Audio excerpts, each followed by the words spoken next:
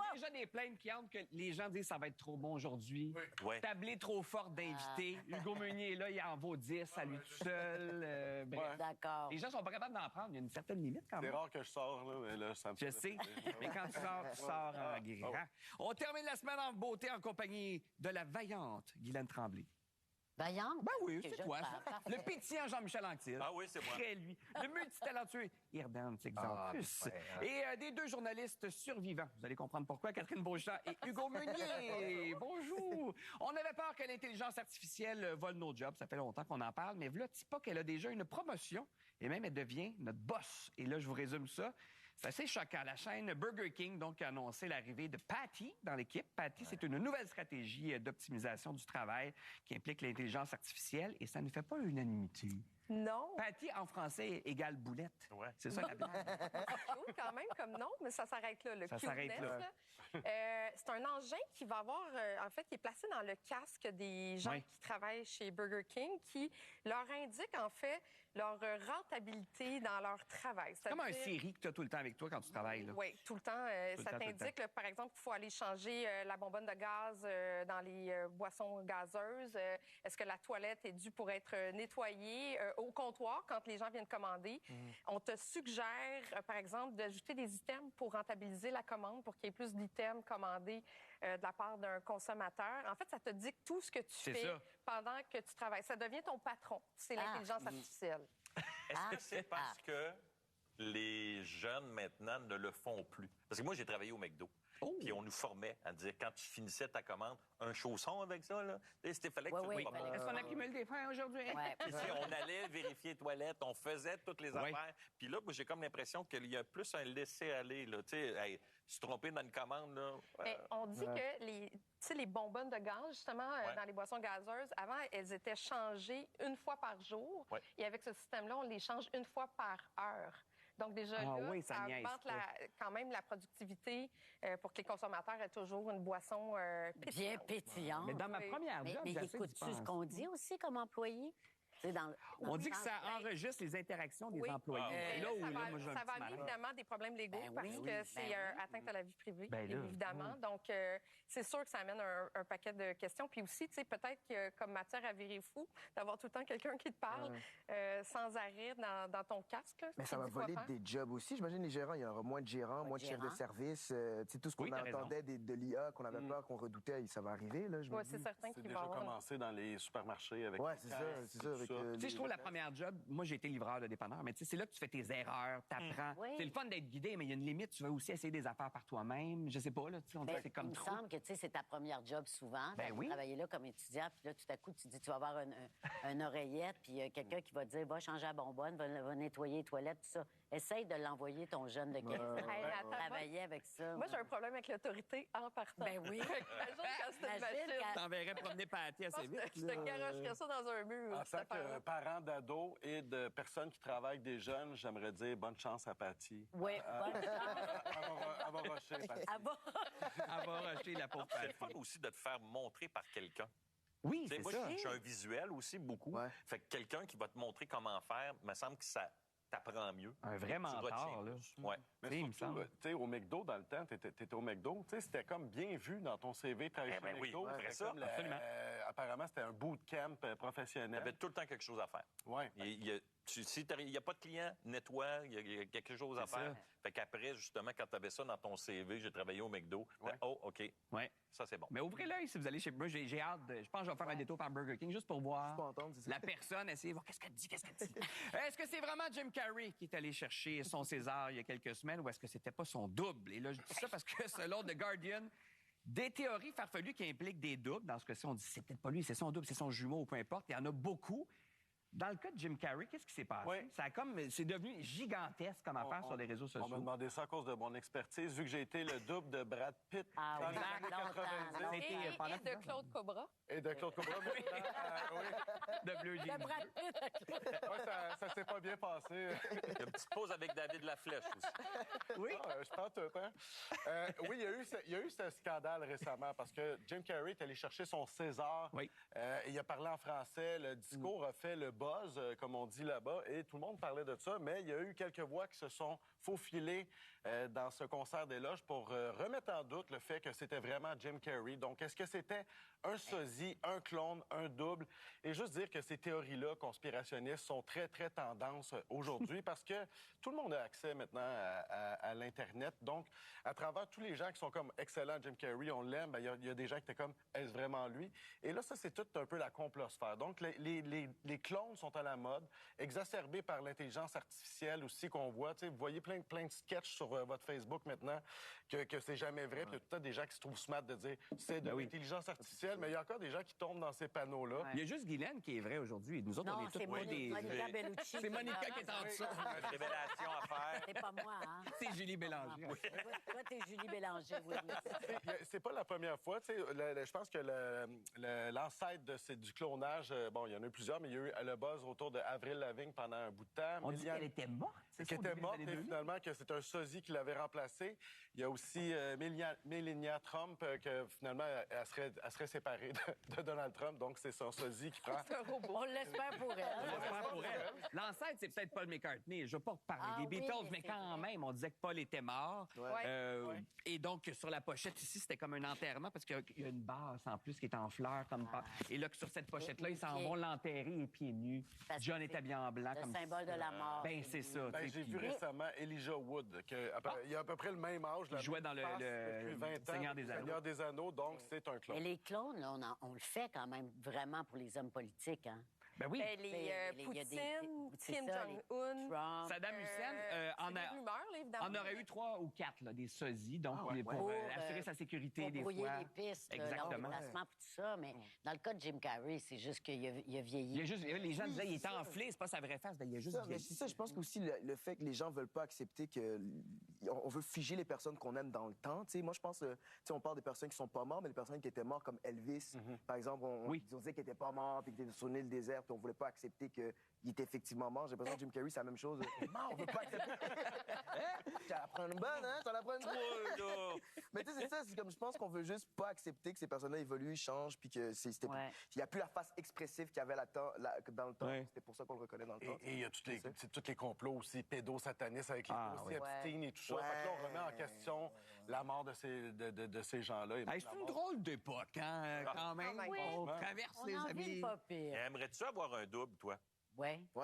Ben, ça pourrait être plus rentable pour le temps, des fois. On en manque quand même dans les journées, mais... Ah oui, tu préfères animer, faire des documentaires, Ben jouer oui. de la musique, Ouais, tout ce que tu fais.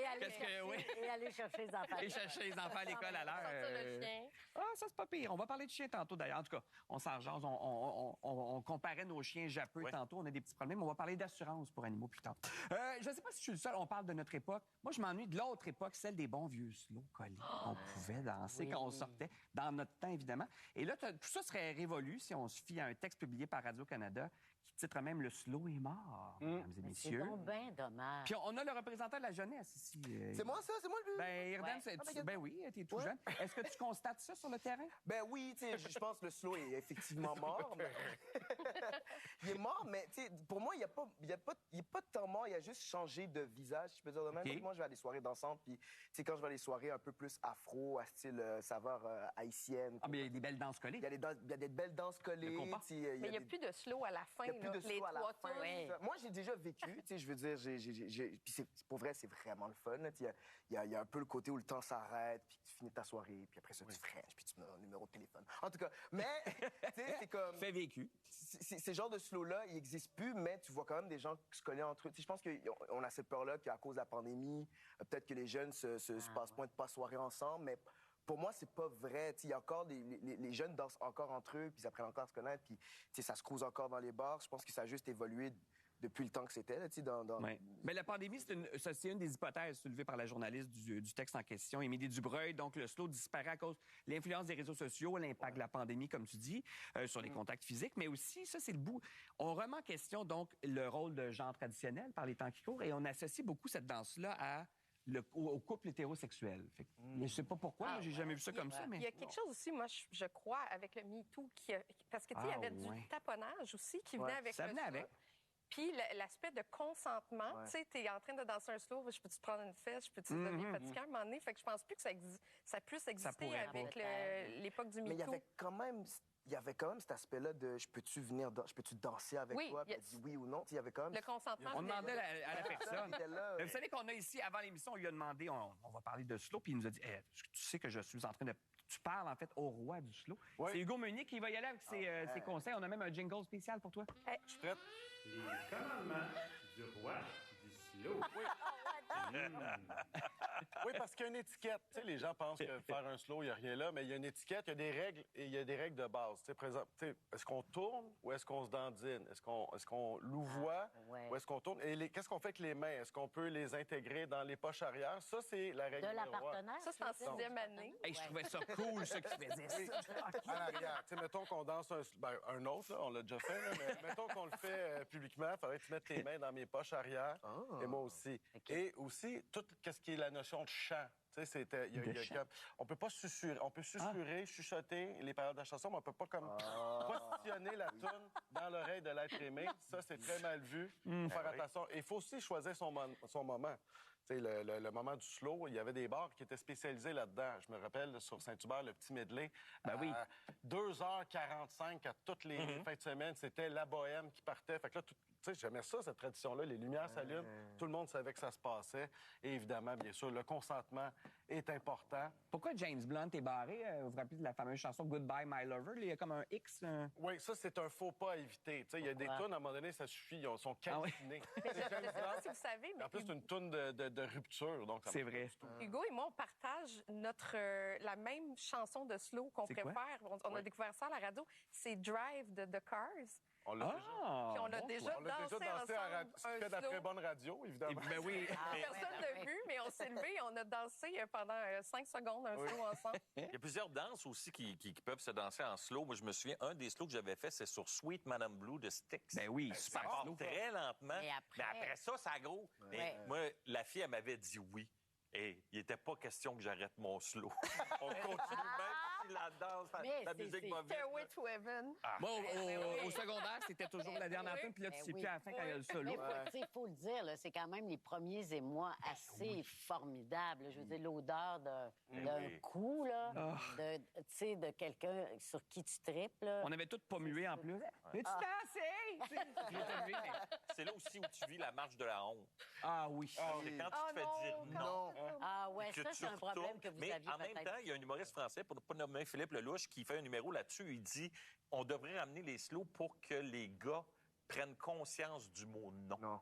Quand tu te fais Pas dire bête. non, C'est pas Très puis bon. que tu retournes, tu as le temps de penser à faire elle me dit non. Fait que c'est pas bête, mais C'était moi, quoi ton premier slow, Guylaine? Ou ta toune de J'étais slow, c'était tellement quoi? chanceuse parce que c'était... Je m'en souviens plus du titre, mais c'était sur un album de Deep Purple. Et c'était une chanson qui durait 9 minutes. Wow. Et c'est le gars que je voulais qui me le demande, qui est venu me le demander. Donc, j'ai vécu un moment de bonheur extrême. Je comprenais même pas ce qui se passait, hein? Ah oui, Dans hein? le sens, je comprenais pas tout ce qui se passait dans mon corps, puis je me disais, oh mon Dieu, ça doit être ça l'amour. Je me souviens, écoute, c'est... Il y avait Moi, toujours des petits regards. Hein. Je pense que c'était avec tes chums ou tes amis, on se faisait des... Puis là, après la danse, tu te faisais demander, puis sortez-vous ensemble. Non, c'est son ami qui allait demander. Ben oui. Oui. Nothing Else Matters, moi, Metallica, mon premier slow. 5e Ah ouais? année avec Karine Perrault, que je salue de Saint-Hubert. Je sais pas si Love c'était Bites. Love Bites. Hey, le mon Vice Dieu. aussi, j'ai des souvenirs de ça. grosse Moi, il y a Stairway to Heaven puis Hotel California. Ah oui, ça, Qui c'était... étaient un après l'autre, là, je me souviens Qu'est-ce plus. que vous faites, vous autres, dans le bout, tu sais, comme Styx, mettons, Madame Blue, le bout solo, tu continues à... Continue. Tu commences pas à faire du air guitar. Ah, non, non, Alors, non. moi, j'étais tellement content, puis c'était comme la plus belle fille de l'école. Je comprends pas pourquoi elle m'a dit oui. Et c'est là que tu apprends aussi à danser un peu le dos rond. Ah oui, Parce qu'il y a plein de choses que tu découvres. Ah, mon Dieu. ça peut arriver. Oui, C'est à l'adolescence. hein? je vais rien cacher, c'est sûr. Je comprends pas ce qu'il veut dire. T'expliquer, je te fais un dessin pendant la pause. Il n'y a pas juste les slows qui disparaissent, les étoiles aussi. Donc, les étoiles qui sont bel et bien éternelles. Là. Ça, rassurez-vous, elles vont pas disparaître. En fait, c'est notre capacité à les observer qui est menacée à cause de la pollution lumineuse. C'est-tu si pire que ça, de plus voir les étoiles? Ben, moi, je les vois quand je regarde les yeux de Catherine. Non, mais c'est parce que... Ah, mais dans un slow. Allez donc dans un Non, mais on en parlait avant l'émission. Pour moi, c'était une évidence. Mais il y a des gens dans l'équipe qui disent, bon, c'est pas si grave que ça. Oh Plus les non, voir. moi, je trouve ça... Ah, je c'est trouve- triste. Ben, c'est triste. Ben, au point de vue poétique, c'est triste, Ben là, oui. parce que combien de fois on a dit ton grand-papa, c'est l'étoile qui est là, ou je sais Ben pas oui, trop, tu sais. Bon, ta ça bonne fait partie étoile, suis ton d'un monde étoile. imaginaire. Mais il y a aussi le fait que ça nous empêche scientifiquement de voir beaucoup de choses. Ça, Ben c'est oui. que j'ai appris, puis c'est une chose à laquelle je n'avais pas pensé. Tu sais, si on se met à plus voir ça, on verra plus les aurores boréales et tout ça, tu sais. On va Mettons, faire de vœux. on pourra plus Les faire de étoiles vœux, filantes. l'étoile filante. Mettons, une vie sans voir les étoiles ou sans voir le soleil. Ah, Tu sais, mettons, il faut peut-être faire des Non, choix, là. faut voir le soleil. Moi, j'aime mieux le soleil. Ben oui, Ouais, quand même. Sans voir la mer ou sans voir les étoiles? Qu'est-ce que Michel Rivard va chanter? Je pense que j'irais que la mer. Moi, Sans voir la mer? Moi, Sans voir j'aime les mieux étoiles. voir la mer. Ouais, aussi. Moi aussi, j'aime mieux voir la mer. Ouais. Sans voir les étoiles ou sans voir la forêt? Oh. Hey, là, ça veut dire que c'est pas si important. J'aime mieux les Hein? étoiles. C'est J'aime ça, mieux les c'est ça. C'est étoiles. là qu'on se met à Hey, relativiser. attends une minute. La forêt ou les étoiles? Hey. Les étoiles. La forêt, étoiles. c'est... Il y a des mouches. Mais toi, t'habites dans Les Rosemont, étoiles, Montréal, ouais. c'est moins Il pire. n'y en a pas d'étoiles. Il n'y en a pas d'étoiles, il n'y a pas... y a pas de couleur. Puis sans voir les étoiles... Une question pour les cônes oranges ou les étoiles? Les Willy de poule. Sans voir Charlotte le chien. Oh, Ça, c'est Charlotte. impossible. Regardez, honnêtement, c'est le chien le plus... Il y a beaucoup de personnalités, ton chien. On l'a pas, bon, en tout cas. Mais on va la trouver, mais... Vous avez pu Charlotte? Charlotte, écoute, c'est l'être le plus incroyable. Ben Guylaine oui, l'a je la rencontré. connais, Charlotte. Ah, des petits yeux. On va la montrer tantôt, trop qu'on dit. On cute. regarde la surprise. Mais Charlotte le chien... Charlotte, les étoiles? Ben non, je choisis ben Charlotte. Ben oui, moi aussi, moi Tous aussi. les jours. Oh, mon Ça, Dieu. c'est sûr. Un petit regard d'ange. Au retour, est-ce qu'on gagne un Oscar parce qu'on joue bien ou parce qu'on se vend bien? Ah ben oui. Michel.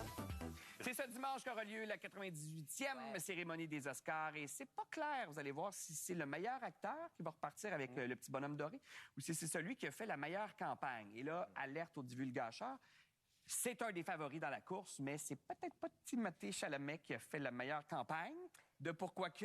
Il est comme dans l'eau chaude depuis une Il a semaine. dit Oui. des niaiseries, Ben, quand quand même. C'est une fin de campagne. Il a quand même fait une Bon, excellente c'est ça, il a campagne, bien mais commencé. la fin de campagne, c'est un peu gâché parce qu'il a accordé une entrevue. C'était une entrevue croisée avec Matthew McConaughey pour Variety et CNN. Faire campagne, c'est un peu ça, d'accorder des entrevues pour avoir le plus grand point de contact avec les 10 000 membres de l'Académie des Oscars. Et il parlait de vouloir garder le cinéma en vie, puis il a dit, moi, j'ai pas envie d'aller travailler au ballet ou à l'opéra dans un milieu qui est en train de mourir. Et 30 secondes après, il a comme réalisé qu'il venait de se mettre un pied dans la bouche. Mais ça a créé un mouvement mondial parce que les opéras à travers le monde, les ballets ont fait des vidéos sur les médias sociaux Ben pour oui. dire « Hey, Timothée Chalamet, je m'excuse, mais nos salles sont pleines. Il y a même, c'est l'Opéra de Seattle qui a créé un code Timothée. Ils donnent un rabais parce Un que code leur promo. salle est pleine, mais il reste des biens individuels. Donc, si tu achètes un bien individuel, tu as le Un code. rabais. Timothée, c'est drôle. Et puis le Met aussi, avec Yannick Nézet-Séguin, qui a fait une grosse vidéo pour montrer tout le travail qu'il y avait derrière un opéra. Moi, j'ai l'impression qu'il va y avoir des blagues aux Oscars autour de C'est cette sûr. bourre. En même temps, en tout cas, pour avoir vu l'extrait, ça a roulé en boucle. Je pense qu'il s'est juste mis un pied dans la bouche. Je pense pas que c'est ça qu'il Sa voulait. mère était danseuse de ballet. Ben, c'est pour ça. Je pense pas Elle qu'il est y a... danseuse de ballet. Ben, c'est quoi les erreurs qu'on peut faire? Parce que c'est vrai qu'une campagne, c'est comme presque 2 mois de travail. Là, c'est-à-dire Ouais. qu'il faut que tu sois partout. Il y a des soupers aussi où tu vas. Il faut que tu te fasses voir partout. C'est les studios, souvent, qui payent. Les campagnes peuvent se promener là, en 10 et 25 millions de dollars pour promener les acteurs, les réalisateurs. C'est un autre monde. Hein? Pour qu'ils puissent Incroyable. justement parler du film devant les membres votants. Il y a des copies, évidemment, du film qui sont envoyées chez les membres votants. Il y a des soupers, il y a des parties. Et le but, en fait, c'est de faire voir son acteur, son réalisateur pour donner un souffle, en fait, un vent, un trend autour du film. Ouais. Et des fois, ça peut être biaisé aussi. Il y a des films qui ont fait des très, très bonnes campagnes. Tu te souviens-tu du film Anora? Oui. Mickey Madison, qui a remporté le prix de la meilleure actrice sur Demi Moore avec The Substance. Personne n'avait vu ça venir. Ils ont fait une campagne de fou. Là, on dit que ça a coûté à peu près 30-35 millions d'argent qui a été investi pour promener les acteurs. Puis il y a des campagnes aussi de dénigrement. Ouais, mais... Je raconte l'histoire de Shakespeare in Love, 1980. Ah, il y a eu une Qui aurait campagne jamais de dû gagner dénigrement. Qui l'Oscar aurait du meilleur jamais dû film dans gagner mon livre. l'Oscar, mais c'est c'était l'année de Saving Private Ryan de Ouais. Spielberg. C'était Harvey Weinstein, évidemment, qui était le roi des campagnes des Oscars, qui a fait une campagne négative. On appelle ça un whisper campaign, en fait, où tu murmures des mots aux membres votants pour les dénigrer. Et là, il a commencé à dire, écoutez, le film, il y a des erreurs de fait dans la Deuxième Guerre mondiale. C'est juste le début, le débarquement qui est impressionnant. Le reste, c'est On pas peut-tu tellement... parler des erreurs de fait dans Shakespeare in Love? Je veux dire, Et le film était trop violent pour remporter un Oscar. Fait que finalement, le vent soufflé de l'autre bord. Le film a remporté meilleur film. Gwyneth Paltrow a remporté meilleure actrice. C'est vrai. Et ça, c'est très important, tout ce qui passe les deux mots. Catherine, y a-tu des gens qui fouillent dans la vie privée des gens? Parce que, tu sais, comme dans le cas d'Emilia Pérez, Oui, voilà. Ils ont ressorti des propos de l'actrice. Raciste qu'elle avait écrit il y a plusieurs années. Mais ça a vraiment influencé. Là. Mais ils l'ont carrément, là, Netflix, ils l'ont sorti de la campagne des Oscars parce qu'elle se promenait, elle se promenait avec toute l'équipe, puis elles étaient mises de l'avant comme dans les meilleures actrices. Et Netflix a préféré l'enlever de la campagne des Oscars parce que ça nuisait à tout le monde, ça nuisait au film. Ah, ouais. Et justement, donc, elle a dû se retirer. Mais là, on a des acteurs ici. Il y a quand même des rôles à prix, non? Tu te dis, ça, c'est un rôle à Gémeaux, ça. Il y a des rôles payants, des rôles pas payants. Des rôles payants, c'est ça. Tu sais, pour les Oscars, en tout cas, si un acteur ou une actrice a une transformation physique impressionnante, ou sans laidir, oh mon Dieu, que c'est donc extraordinaire. Ça, alors ça que plaît. c'est pas forcément les rôles les plus difficiles à jouer, là, ça. Mais c'est ceux qui sont le plus payants, oscarisables.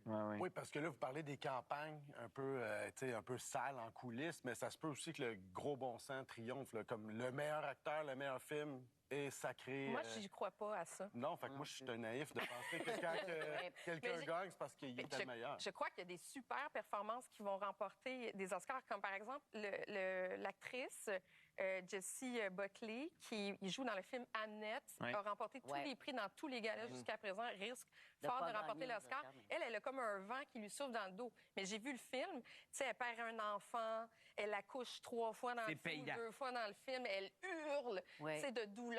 Mais tout ça, c'est comme des petits crochets que tu vas aller faire dans la performance. Dans un film très classique qui vient toucher, justement, le membre votant. De gagner. Je pense pas. Ni Leonardo, à qui j'aurais donné mon vote. Moi, Leonardo aurait mon vote. Mais ça a l'air que Leonardo ne fait pas de campagne. Ben c'est ça. Moi, je l'ai pas vu dans les pronostics. Mais en passant, pendant que les Oscars, eux, fêtent leurs 98 ans, Jean-Michel Anctil célèbre ses 60 ans avec la tournée Surprise, c'est ma fête. Beau titre, en plus. C'est son tout nouveau spectacle. Et tu avais arrêté de faire des spectacles. Ouais. Pourquoi tu reviens? Parce qu'on m'a convaincu de me faire 60 parties de fête. C'est ça, c'est 60 représentations. Oui. 60 dates. Dates. Oui, tu as raison. Je tiens à spécifier, parce qu'il y a ça. Y a des journées où je vais faire 2. C'est ça. Tu vas avoir 2 fêtes dans la même journée. Oui, mais tu sais, moi, ma fête, c'est en novembre. Puis c'est un mois plat. C'est le mois des morts. Le mois des morts. Puis j'aime pas ça. Moi, j'aimais pas ça, fêter ma fête. Puis là, je me suis dit, je vais m'arranger pour avoir du fun. Je vais commencer plus tôt, puis je vais finir plus tard ma fête. Puis je vais le faire avec le public. Et j'ai été agréablement surpris de la réponse. Je m'attendais pas à ça, pantoute. Il y a des dates qui affichent déjà complètes. On est pratiquement complet partout. Incroyable. Je m'attendais pas à ça parce qu'on s'entend qu'il y en a beaucoup de shows. Puis je vais avoir du fun. Oui. Mais ça veut-tu dire que tu vas changer ta façon... Parce que, tu sais... Il y a toute une nouvelle génération, il y a une nouvelle façon de faire et tout ça. Je sais qu'il y a le nom Ricky Gervais, le Britannique, qui flotte, mais on dirait que je ne l'associe pas à toi. Il y a un style très corrosif. Non, mais c'est ça, c'est pas le style de Ricky Gervais, mais c'est le côté... Quand il a animé, la dernière année qu'il a animé les Golden Globes, il faisait des gags, puis il faisait « Hey, m'en fous, pas là l'année prochaine. » Fait que c'est ça. Fait que moi, j'applique j'appelle ça le JMC, je mens, parce que je veux avoir du fun. Je le fais pour moi. On me dit, personnage, c'est pas ces dates, puis tout ça. Mais t'en fais-tu? Tu refais parce que le monde a aimé mes shows pour ça. Si Ranto n'est pas là, c'est pas un show de Jean-Michel Anctil. Il y a même du monde qui vient de me voir, je suis au gym, puis il y a un monsieur qui fait, hey, dis-moi que tu vas faire des classiques. C'est ça que le monde s'attend. Ils ne s'attendent pas à ce que ce soit que du stand-up. T'as pas été comme pris par la tyrannie de la nouveauté. Non, je vais faire des choses nouvelles. Oui, évidemment. Au départ, mon côté paresseux, je voulais faire qu'un best-of. Je reprends tous les numéros, puis je les fais intégral. Mais là, j'ai commencé à écrire du nouveau matériel, puis là, je me rends compte que le nouveau matériel prend de la place, puis même les numéros que je veux faire, il y a des numéros coup de cœur, c'est coup de cœur, j'en fais un, c'est un technicien qui me dit, moi, c'était mon numéro coup de cœur, j'amène ce... C'est quoi, on peut tout savoir? C'est un numéro que je faisais sur l'itinérance. Je faisais 3 clochards, puis je passais d'un à l'autre. Je faisais 3 personnages. Puis il m'a dit, moi, ce numéro-là, je l'aimais parce qu'il était drôle, mais il était touchant en même temps. On s'entend que l'itinérance aujourd'hui, c'est très d'actualité. Fait que je le ramène, je le 2026. Ease.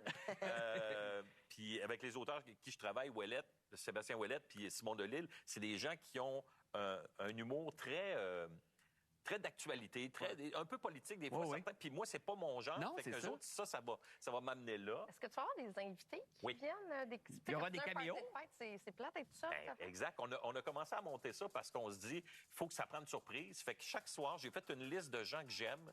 Ils vont sortir de la boîte. Je sais pas c'est qui. Je veux pas savoir c'est qui. Puis ils me font un cadeau. Ils font le numéro qu'ils aiment ou un numéro que j'aime. Eux vont faire le numéro? Oui. Hein? Mon Dieu, OK, quand même. Ben là, il y a 60 spectacles là, de Jean-Michel. C'est à partir de l'automne 2026, mais... 60 dates, voyons. 60 dates. Ben, il y a des dates qui a fait déjà complet, mais pas mal toutes. Ben, en tout cas, pas mal. Au pire, le cas de Timothée, peut-être. des nouveaux billets. Après la pause, le Canadien qui était le plus recherché au monde s'apprête à revenir au pays. Ce n'est pas Hugo Meunier. Je suis déjà là. Eh oui, déjà là.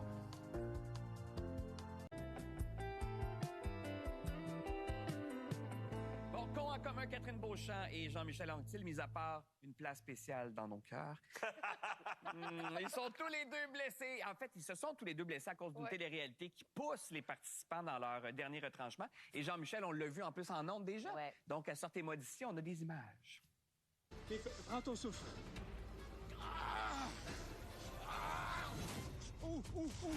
Ça, c'était pas bon. Non, ça, c'était pas bon. OK, alors, médic. OK, on arrête. Jean-Michel s'est blessé. On arrête le chrono. Parce qu'il y a vraiment mal. Oh, non, ils sont déjà mal tombés. Ça va, Jean-Michel? Hey, écoute, comment ça va? Ça va pas bien. Ça va pas bien? Là? Non. Depuis hier, là, je boite encore. Je me suis fait opérer au genou parce que j'avais le ligament croisé antérieur déchiré, les 2 ménisques et le ligament d'autre bord aussi. Puis on m'avait dit que c'était 6 à 8 mois de réhabilitation, mais j'ai encore de la douleur. Mais qu'est-ce qui a fait le plus mal? Quand t'es tombé ou de savoir que t'avais ça sur la tête? Ouais. et de souffrir avec la banane dans la bouche. Mais ce qu'on sait pas, c'est que c'est la 2e fois que je tombe. Oui, c'est vrai. Parce que la première fois, le genou a viré, puis après ça, je me suis relevé. Je ris, mais c'est pas drôle. Je vois juste le chapeau, excusez-moi aussi. Là. Moi aussi, j'ai trouvé ça ridicule de souffrir avec un gros casque de singe sur la tête. C'est ça va repasser toute ta carrière. Mais est-ce que tu le referais en sachant ça, malgré tout? Ouais, ben, mettons ce défi-là, je ferais autre chose, là. Oui. Mais l'expérience de la jungle, j'ai adoré. 2 semaines, parce qu'eux, ils l'ont vécu à plus petite dose. Comment? On est allé. Expliquez-nous. Ils ont amené des journalistes. 6 jours au Panama, qui est la même ville où tu t'es blessé. Oui. La même ville, le même pays, pardon. Mais oui, moi, je me suis blessée aussi. On a testé une épreuve. Oui.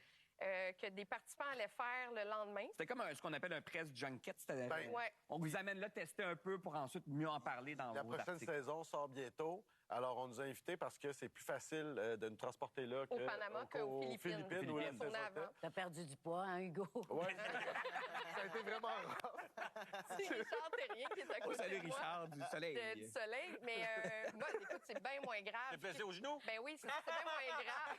Mais il fallait... moi, j'avais pas de casque de singe sur la tête, mais il fallait ramper dans le sable que vous voyez. Là. On peut pas dire ça? Oui, on peut dire que okay. j'avais le droit de parler du sable. J'ai pas le droit de parler de l'épreuve, j'ai le droit de parler du sable. Puis il fallait faire plusieurs allers-retours et à un moment donné... je me suis regardé les genoux, puis j'avais là, des grosses couches de peau qui avaient levé sur les genoux, puis je voyais en dessous, c'était tout noir. Puis moi, j'ai arrêté de faire l'épreuve parce que, j'étais carrément à bout de souffle. J'arrêtais pas d'envoyer promener tout le monde parce que c'était inhumain là, de faire ça. On a fait ça en équipe de 2. Les vrais participants font ça seuls. Sans avoir mangé pendant 19 jours. Ben oui. Ça, c'est la partie le fun du voyage. Ça a l'air difficile. En arrière. Mais c'est pas facile d'endurer ces personnes-là pendant une semaine au show. Vous êtes allé même au karaoké, juste vous dire à quel point c'était pas le vrai Survivor. Là. Est-ce qu'on avait le choix? Cette fille a chanté Xanadu. C'était quand même c'est vrai, pareil. Une excellente performance devant un public panaméen un peu... je diverge un peu, c'est une petite parenthèse, mais donc c'est toutes dépenses payées, on vous amène là-bas, puis là, vous avez une grosse maison et tout ça. Comment tu veux mal en parler après? Si tu veux dire que c'est pas une bonne saison, mettons, je sais pas, je l'ai pas vu. Déjà, moi, en partant, je suis fan de Survivor. Fait que ça aide déjà le propos. Mais j'ai fait plein de voyages de presse, moi, dans ma vie qui étaient payés. D'ailleurs, je suis partie avec Jean-Michel. Je suis allée en République tchèque. Berlin, je suis allée en République tchèque avec Nous, on en a Guylaine, fait au ensemble Panama. aussi, Nous, on est allés à Toronto. Des fois, ça arrive qu'on n'aime pas le film. Des fois, ça arrive qu'on n'aime pas le produit. Puis le lendemain, c'est sûr que quand tu parles à Paul Arcand, le lendemain d'un film, tu es à Berlin puis il te demande « C'est-tu bon? Tu es obligé de dire la vérité. Ouais. Ben oui. Sinon, ça tu fais nuit pas à ta ta job. crédibilité aussi de médias. C'est pas nouveau. Moi, j'ai fait un voyage de golf avec la presse dans le temps. On nous amenait des hôtels, des tournois, tout ça. Mais j'avoue que c'est des questions à se poser. Aujourd'hui, il faut montrer quand même patte blanche parce qu'il y a une méfiance envers les médias. Fait que de se faire envoyer là-bas, on a le droit de raconter ce qu'on veut. Personne ne va regarder ton contenu, Catherine, moi non plus. Personne ne repasse dans ton contenu. Mais évidemment, tu te fais inviter, on te montre tout ce qui est beau, il y a plein d'embargos.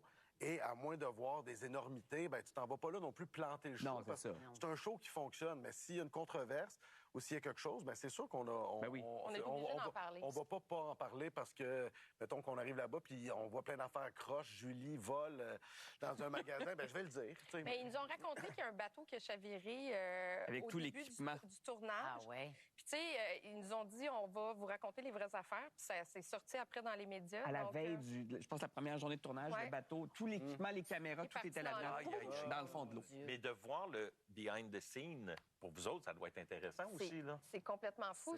Savais-tu que non seulement il y a les Canadiens qui sont là, l'équipe de tournage du Québec, mais il y a la Suède aussi. C'est comme Fort Boyard, ils partagent le décor. Avec la Suède. Donc, un tourne le matin, l'autre pays va tourner l'après-midi. Ils partagent la cantine, ils partagent le bureau de production. Donc, ils coupent les frais, puis ça permet d'avoir une qualité de production à la télévision qu'on pourrait peut-être pas se payer. C'est rodé au corps de... Moi, je suis curieux. Là, on a Irdens et Guylaine qui sont plus silencieux. Est-ce que c'est votre genre? Est-ce que vous diriez un truc? Parce qu'il faut vraiment que tu te dépasses. Ouais. Moi, je pense que il y aurait beaucoup de choses que j'aurais voulu faire avant d'y aller, mais une fois que j'embarque là-dedans, me connaissant, je me ferais prendre au jeu, puis je serais complètement dedans, puis je voudrais gagner, puis probablement que j'aurais les deux genoux brisés à un moment donné aussi. Mais tu sais, quand tu rentres dans le sable, là, quand j'étais à bout de souffle, là, puis que je faisais des doigts d'honneur au monde, là, à moi. Je disais, je vous haïs toute la gang. Moi, j'ai réalisé que c'était pas pour moi. J'adore écouter ce moi aussi, mais pas être dedans. T'as fait LOL quand même, qui était assez full contact cette année. Oui, mais il n'y avait pas de moustiques. Non, mais il y avait du monde drôle à dire. Au retour, un chef médecin qui cuisine pour ses patients. Allez-vous y retourner? J'aimerais ça.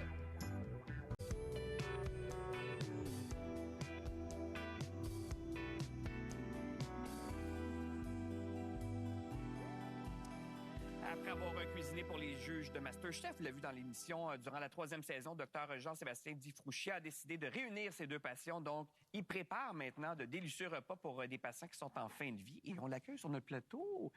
Comment tu as eu cette idée-là d'allier ces deux passions-là? Bien, en fait... En terminant l'aventure de MasterChef Québec, je me suis dit, j'ai tellement vécu une belle aventure à me surpasser, puis à cuisiner, à être créatif, tout ça, je me suis dit, ben, il faut que ça continue. Ben oui. Puis je voulais trouver un moyen de justement essayer d'allier la médecine et la cuisine. Puis c'est lors d'une de mes gardes en soins palliatifs à la maison Source Bleue à Boucherville que j'étais dans le corridor, puis j'ai entendu une patiente dire « Ah, que c'est bon manger! Puis à partir de ce moment-là, je me suis dit, ben c'est vrai, quand on est en maison de soins palliatifs, qu'il nous reste encore un peu d'énergie, mais qu'on ne peut plus nécessairement sortir, aller manger au resto, aller chez ses proches et tout ça, bien, un des plaisirs qui nous reste, bien, c'est celui de manger. Puis concrètement, tu fais quoi? Là, tu cuisines, mais vraiment, tu leur prépares ce qu'ils veulent? C'est pas un dernier repas, c'est pas ça? C'est pas un dernier repas, hein, parce qu'on s'entend, si je peux me permettre, hein, parce que moi, je fais des soins palliatifs dans la vie, fait que je vais en parler un peu. Les soins palliatifs, c'est pas nécessairement de la fin de vie, comme on est porté à croire. C'est un continuum qui débute dès qu'on est atteint d'une maladie grave, chronique. Donc, nous, on est impliqués là, tout au long de ce processus-là, idéalement. On le souhaite d'ailleurs, parce que ça facilite les transitions. Ben oui. Mais on s'en va chez les gens, puis on offre un dernier repas. Donc, on leur cuisine qu'est-ce qu'ils aiment. Donc, la manière dont ça marche, c'est qu'on va on fait un petit entretien téléphonique avant, on apprend à se connaître. Puis là, on leur demande, bien, qu'est-ce que vous aimez? Par exemple, Monique, qu'on a vue là, il y a quelques semaines, là, Monique a dit « Ah, moi, j'aime ça les fruits de mer, j'aime ça les fruits de mer, j'aime ça le homard. » Bon, mais parfait. Fait qu'on s'est dit, on va faire une biste de homard avec une purée de pommes de terre à l'ail noir. On va lui faire un bon dessert. On va lui faire une entrée avec des crevettes. Puis, on arrive là, à bonne franquette. On est 3-4 personnes, dont des gens de MasterChef des fois. C'est ça, et t'as appelé tes chums, là. Oui. C'est ça l'idée aussi. Ben oui. je me suis dit, tant qu'à avoir du plaisir, je vais le faire avec des gens avec qui j'ai eu du fun pendant plusieurs semaines. Fait que oui, c'est ça avec ma gang de MasterChef en tout cas, pour les épisodes qui sont en ligne. C'est tellement une belle idée.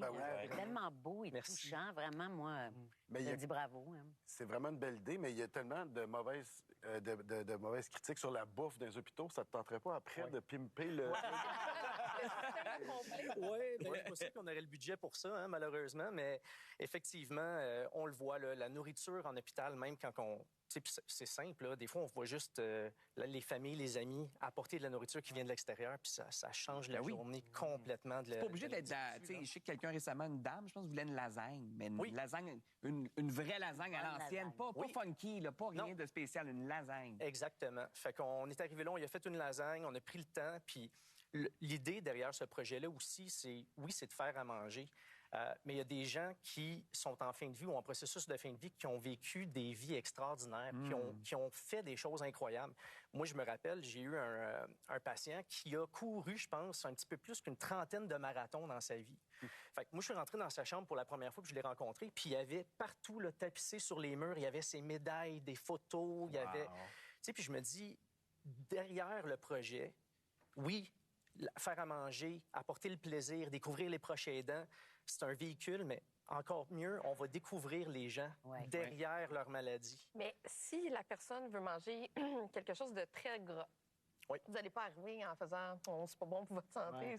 C'est vrai, la limite est où? Aux soins palliatifs, moins grave, là. Ils sont pas mal en fin. Tu sais, je suis pas là pour... tu sais, puis c'est pas mes patients non plus, hein, parce que ça serait d'un côté éthique, là, ça serait de traverser une ligne. Donc, c'est des gens que je rencontre. Donc, je suis un peu comme un collègue, une personne qui est là pour lui faire plaisir. Puis, je suis pas là pour doser leur cholestérol, là. Fait que non, mais c'est vrai. Fait que non, et si vous voulez une poutine, si vous voulez, tu sais, des pommes de terre au beurre, on en a fait. On y va, là. Ah oui, puis tant qu'on rend pas malade la personne, tant qu'on n'empire pas la condition existante, ben nous, on se lâche lousse. Ça doit tellement les rendre de bonne humeur. Ça doit tellement comme, améliorer leur qualité de vie, là, de savoir qu'ils peuvent manger quelque chose qu'ils aiment, puis que c'est bon, puis que ça a été fait avec amour. Parce que c'est ça, il y a tellement d'amour dans quelqu'un qui prépare quelque chose. Moi, on parlait en début d'émission vous vous rappelez là, des doubles, donc les célébrités qui ont des doubles. Toi, je ne sais pas si tu as eu un double ou vous êtes des triplés, mais tu as commencé comme producteur. À 35 ans, tu es devenu médecin et MasterChef est arrivé après. Exact. C'est quoi ce parcours-là? Je le sais pas. Tu sais, médecin à 35, là, en fait, oui, je suis retourné à l'école. J'ai étudié en cinéma à Vancouver à l'âge de 25 ans. J'ai une boîte de production que j'ai dirigée pendant quelques années. C'est un organisme à but non lucratif. Vous faisiez du contenu web, entre autres. Exactement. On a fait des web-séries. Des web-séries. Puis, je dirais, début trentaine, je me suis dit que j'étais dû pour autre chose. Puis mon rêve de jeunesse, c'était la médecine. Fait que je me suis dit, tant qu'à retourner à l'école puis faire autre chose, je vais tenter d'accomplir ce rêve-là, d'atteindre l'objectif. Tu sais, quand tes parents ils te disent « prends tes sciences pures d'un coup, c'est le seul là, ça fonctionne. Catherine, je te dirais que je n'avais pas fait mes sciences pures. J'ai dû aller faire tous mes cours de base en sciences. On va leur voir dans 4 ans aux Olympiques. Oui, c'est ça. Après, il va diriger l'OSM. Oui, c'est ça. Ou dans l'espace. Dans l'espace, c'est ça. Mais oui, c'est ça. Fait que j'ai fait pendant 2 ans mes cours de base en sciences. J'ai terminé un bac que j'avais commencé à l'UQAM là, il y a vraiment plusieurs années. Puis j'ai fait mon cours de médecine à Sherbrooke. On peut pas... Ça, c'est extraordinaire. En passant à la série de laquelle tu parlais, là, parce que tout ça est filmé aussi, tu fais des capsules, donc c'est à feu doux. À feu doux. Si les gens veulent un peu suivre tes aventures quand tu vas cuisiner pour les gens. Déjà, là, c'est la photo qu'on voit là, le bonheur. Exactement. Exact. Mais on peut pas te laisser partir sans te parler. On en parlait déjà pendant la pause. Nouvelle recherche, donc une prise de sang, en fait, qui existe maintenant. Et donc, ça pourrait déterminer... On peut savoir si tu vas mourir dans les 2 prochaines années ou pas. Oui. Moi, je reste très mitigé par rapport à ce genre d'études-là, par rapport à ces... parce qu'en ce moment, prédire la longévité, prédire la survie, il y a un débat, je dirais, très éthique autour de ça. C'est comme les fameux tests génétiques qui sont prédisposants pour certaines conditions. Comme l'Alzheimer, on en a déjà parlé ici. Exactement. Je trouve ça un peu... Moi, je traverserai pas cette ligne-là, moi, personnellement. Moi, j'ai pas envie de savoir que j'ai 86 de chances de décéder dans 2 ans. Mais je pense à tes patients puis les gens pour qui tu cuisines, entre autres, tu sais, qui sont peut-être en fin de vie. Des fois, ça peut s'étirer. Est-ce que dans leur cas, ça peut être bien de dire, OK, j'en ai pour 5 ans, j'en ai pour 2 ans?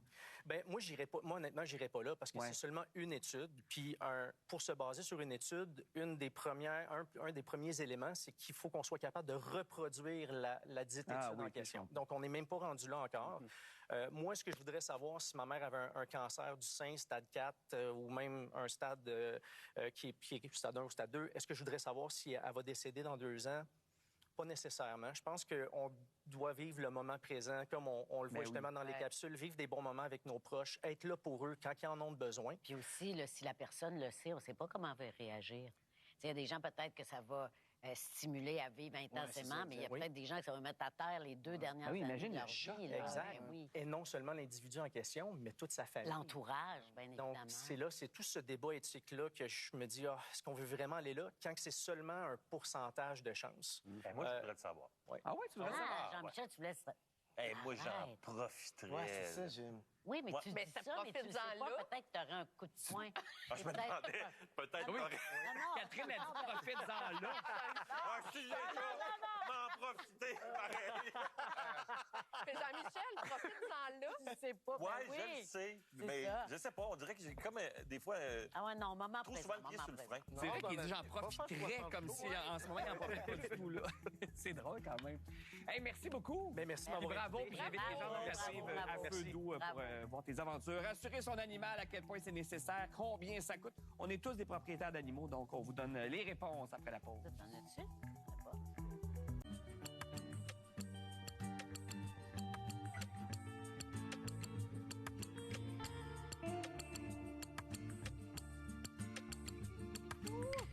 Bon, avec les factures vétérinaires qui grimpent en flèche, on en a souvent parlé d'ailleurs ici, ça peut coûter cher. Il y a de plus en plus de propriétaires qui songent à assurer leur animal. Et justement, le journaliste Jean-Luc Lavallée est là pour nous aider, nous aider à comprendre tous les pièges dans lesquels on peut tomber. Bonjour. Bonjour.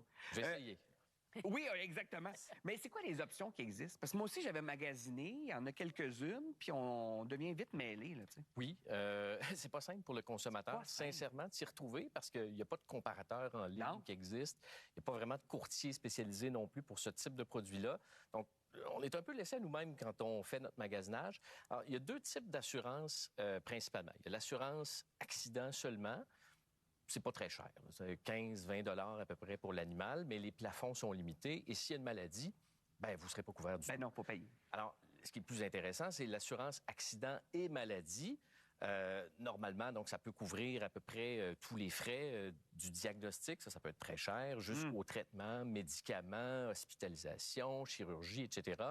Il y a évidemment des exclusions. On en parlera peut-être. Il y a toujours des... C'est ça, oui. Exact. Mais je pense à notre ami Irden ici qui a un chat et qui hésite à le faire assurer. C'est ça, t'es pas tout seul, là. C'est pas que je suis pas sûr, c'est qu'on a eu une conversation, ma blonde puis moi, à savoir combien on était capable. C'est lui. Qui s'appelle comment, Irden? Il s'appelle Will Smith. Will Smith. Il donne des taloches.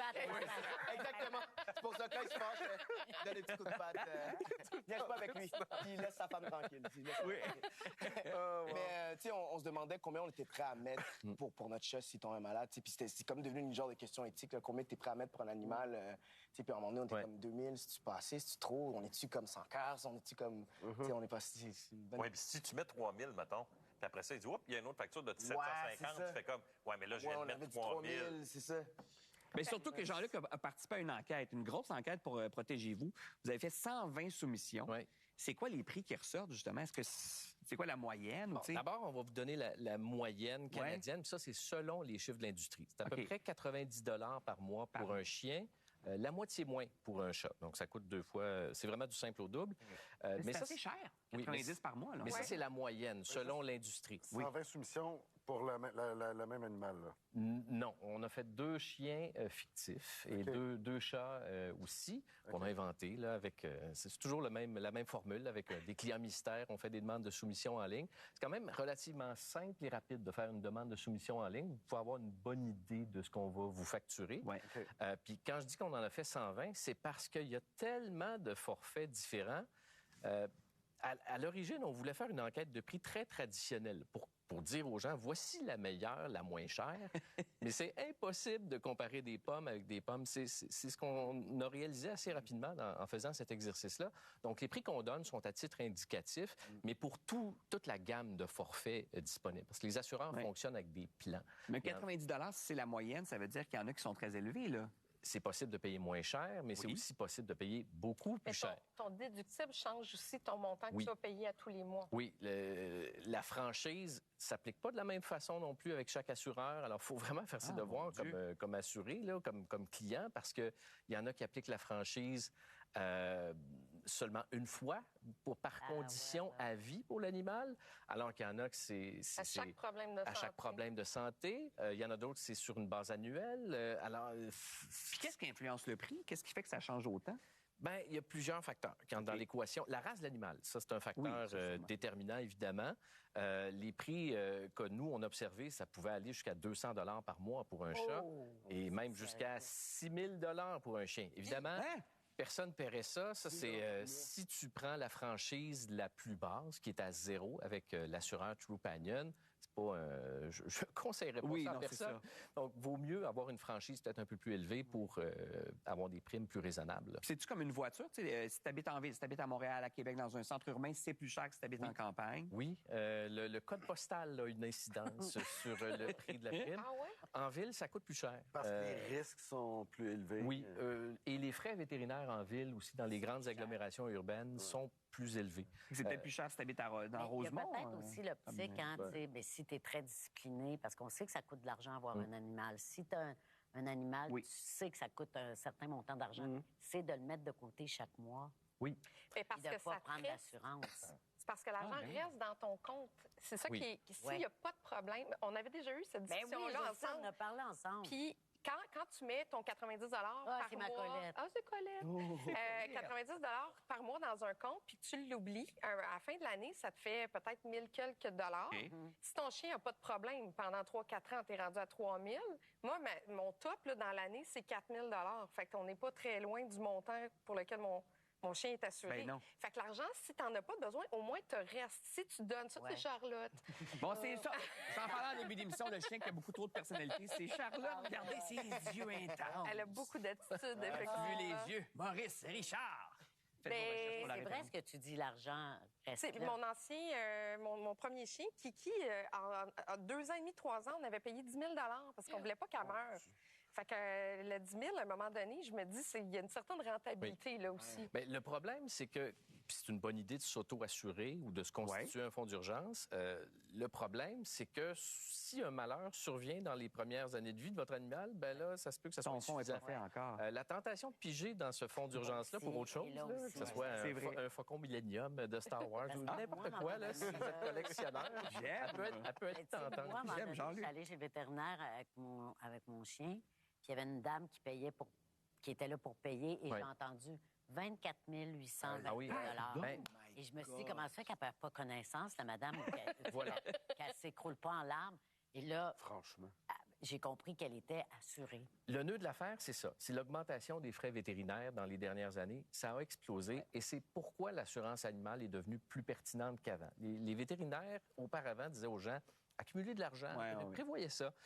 Mais là, aujourd'hui, ils ont changé de discours. Mais il reste que moi. Clairement, assurez-vous, ils le recommandent fortement parce que ça peut faire la différence entre sauver votre animal d'une mort certaine. Si vous n'avez pas les sous pour le faire soigner, vous allez le faire euthanasie. C'est crève-cœur, c'est déchirant pour beaucoup de propriétaires d'animaux. Donc, l'assurance animale peut devenir une bouée de sauvetage. Mais moins de 4 % des Québécois ont fait assurer leur animal jusqu'à là en ce moment. Donc, qu'est-ce qui fait que si peu de gens optent pour ça? C'est assez nouveau encore, méconnu. C'est pour ça qu'on dit toujours ça servira à rien. C'est pas vrai, ça. Mais non, je le sais bien, mais c'est ça qu'on dit. Moi, je l'ai su qu'un de mes chiens est assuré.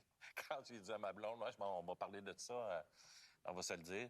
Et Zoé, qui est un pug de 12 ans. Qui fume le cigare. Et Paco, qui lui est assuré. Il a 2 ans. C'est votre préféré. Non, mais c'est parce que quand même 12 ans, le pug, l'espérance de vie est autour de 10, 11 ans. Fait que là... Fait qu'à envisager quand même, magasiner, mais à envisager, parce que ça peut coûter cher. Mais il y a beaucoup d'exclusions. Il y a beaucoup d'exclusions. Il faut faire attention, lire son contrat. Le détartrage, machin. Toutes ces affaires-là. Moi, je vous invite, pour aller plus loin, en fait, consulter le dossier, justement, de Jean-Luc Lavallée sur l'assurance pour animaux. C'est disponible et dans le magazine et sur le site de Protégez-vous. Merci, Jean-Luc. Merci à vous. Merci et salutations à tous les animaux qui nous regardent.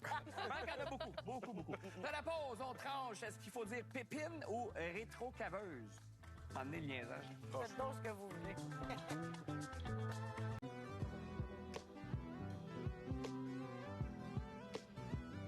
C'est bon, ça. Mais c'est bien bon, cette affaire-là. Grosse nouvelle, mesdames et messieurs, dans le monde littéraire. Mais que feuillettes-tu? Non, mais j'explique. C'est parce que là, Hugo, il y en a qui attendent le nouveau livre de Dany Laferrière, de Michel Tremblay, de Kim Thuy. Et il y a toute l'équipe, dont on va se le dire, qui attendait impatiemment le nouveau Hugo Meunier. Ouais. Et on l'a, il s'en prie. En fait, il est tout chaud. Tu l'as déballé il y a quelques jours à peine. Il sort des presses. Ça s'intitule Les méchants meurent toujours à la fin. Puis je t'avais dit avant l'émission, moi, je trouve que c'est ton plus beau. C'est mon plus beau? Est-ce que c'est mon meilleur? La question, là est la question. Je sais pas. Il n'y a personne qui l'a lu, personne ne peut On ne sait pas encore. Même moi, je ne l'ai pas lu. On vient de le recevoir là. Non, je ne sais même pas s'il est bon. Pour vrai, je suis stressé. Tu sais, là, c'est le moment où il n'y a rien à faire, il n'y a rien à changer. Ouais. Et les gens qui ont aimé le dernier, parce que le dernier a été un triomphe. Oui. Il a bien fonctionné. Je pense que ces gens-là vont être très déçus. Et le dernier, c'était plus facile parce que tu avais ton histoire chorale. C'est très vendeur. Très vendeur, Hugo. Ma stratégie, c'est de mettre la barre très basse. Comme ça, si c'est pas pire. Mais je sais pas. Là, c'est une histoire. Là, c'est une histoire et c'est complètement... J'ai voulu faire quelque chose de drôle parce que les heures sont sombres. Ça se passe à Berlin. Ça se passe à Berlin. En plus, vous allez voyager. Mais ça sort le 18 mars. Puis écoutez-le pas. Allez donc lire ça, si vous voulez. Là, c'est vrai. Tu nous dis comment ça finit, ton livre. Ben oui, mais tout le monde meurt à la fin. Ben oui. Et là, parlant de gens qui manient habilement les mots, il y a l'actualité qui s'est penchée, elle, sur le métier d'arbitre de mots. Donc, ces gens-là, justement, ils existent dans plusieurs secteurs, mais l'idée, c'est justement de déterminer est-ce qu'on choisit tel mot ou tel mot pour nos besoins à nous. Je vous donne un exemple, OK? Des ouvriers sur un terrain, s'ils disent pépine, pourquoi la compagnie s'obstine à utiliser rétro-caveuse? C'est mettons. Et là, exemple, OK? Bruschetta ou bruschetta? Moi, je dis bruschetta. OK, parfait. Prosciutto ou prosciutto? Mais non, prosciutto. Il y en a qui s'obstinent à dire prosciutto. Mais la bruschetta, ça serait la vraie façon de le dire. T'as raison, mais je voulais pas avoir la choix. Des fajitas. Des fajitas? Ce soir, on va faire des fajitas. Bon. La façon correcte de parler d'un travail, c'est de dire un job. Mais y a-tu quelqu'un qui dit non? Un job. Il me semble ça. Je sais que c'est pas correct, mais je vais dire une job. Bien sûr. Moi, mettons, je continue à dire une sandwich. Un sandwich, c'est trop chic. Un sandwich, pas bon. Une bolle de céréales? Franchement. Oui. Une trampoline. Une trampoline, oui. Moi, je pro une trampoline. Oui. Une cantaloupe aussi. Hugo, t'es comme moi. Est-ce que tu vas faire tes courses, toi? Non, je vais faire des commissions. Mais moi aussi. Les gens qui vont faire des courses, arrêtez. Je vous imagine avec votre sac de Valmont ou de la maison du rôti. Oui, en train d'écouter du Chopin. Courir. Allez faire des commissions. Jean-Michel, un cantalou, un cantaloupe? Une cantaloupe. Ah, c'est ça, tu gardes le P. Mais je prends un melon. C'est pas mal plus simple. Guylaine, toi, est-ce que tu dis tout ou pantoute? Ah, j'aime mieux pantoute. Mais moi aussi. Ah, vraiment. Vraiment. Pantoute. Ah, pantoute. Qui dit pantoute? Ou pas du tout. Moi, j'aime mieux pantoute. J'aime pas ça pantoute. C'est plus clair que j'aime pas ça du tout. Ben, c'est propre à nous aussi. Ouais. Qui dit qu'un centre commercial? Un centre d'achat. C'est beaucoup trop chic. Là, je l'assumerais pas. On va aller au centre commercial. Non. C'est moins beau dans le tour des colocs aussi. Oui, c'est exactement. On pensait à ça, nous autres. Un ou une sandwich. Là, il y avait un débat avant l'émission. Je pense que c'est régional, mais moi, je dis une frite. Je vais prendre une frite, mais il y a beaucoup de... Je vais prendre un frite. Non, c'est non, ça. Ça un frite. Une frite. Fait que Rosiane, c'est une frite. C'est pas un poivron, c'est un piment. Les gens de Québec qui disent le ou la puce. La puce. Ah oui! Je disais le 8. Moi, je disais le boss. Le boss. Oui, c'est ça. Le boss. Non, je dis le boss, mais dis À Québec, on dit la Et puce. je dis un courriel, pas un mail. Allez, on vous revoit la semaine prochaine. Louis Morissette sera là, Julie Perrault, Mona de Grenoble, William Cloutier et Varda. Et Minou, bon week-end! Voilà.